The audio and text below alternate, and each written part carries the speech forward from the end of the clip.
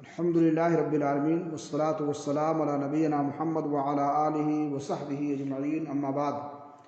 سامعین کرام، دروس توحید میں آج کے درس کا عنوان ہے نیک عمل سے دنیا کا طالب ہونا۔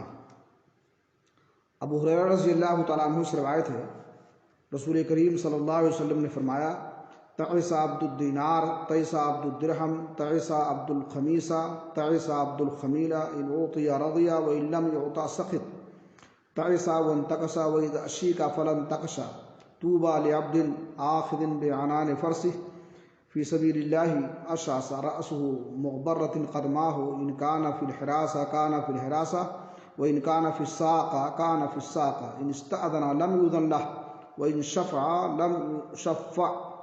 رواہ البخاری۔ درہم و دینار کا پجاری ہلاک ہوا، چادر اور کمبل کا پجاری ہلاک ہوا۔ اگر یہ چیزیں اسے مل جائیں تو خوش، اور اگر نہ ملے تو ناخوش، یہ برباد اور سرنگوں ہوا۔ اگر اسے کانٹا چبھے تو کوئی نہ نکالے، اور اس کے لیے بہت بڑی سعادت ہے جو اللہ تعالیٰ کی راہ میں گھوڑے کی باگ تھامے ہوئے، اس کا سر یعنی بال پراگندہ اور پاؤں گردآلود ہوں۔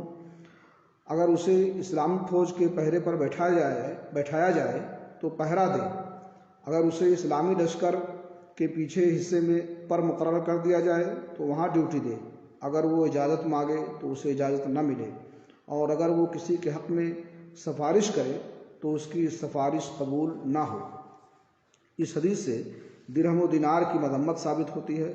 جس نے درہم و دینار کے لیے عمل کیا وہ گویا درہم و دینار کی عبادت کر کے شرک کا مرتکب ہو رہا ہے، کیونکہ عبادت کے درجات مختلف ہیں۔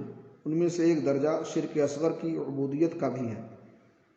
جب یہ کہا جاتا ہے کہ فلاں شخص اس چیز کا پجاری ہے تو اس کا مطلب یہ ہوتا ہے کہ یہ چیز ہی اس کے عمل کی محرک اور باعث ہے، اور یہ بات بھی یقینی ہے کہ پجاری اپنے آقا کا مطیع و فرمانبردار ہوتا ہے۔ اس کا آقا اس کا رخ جدھر بھی کر دے وہ ادھر ہی ہو لیتا ہے۔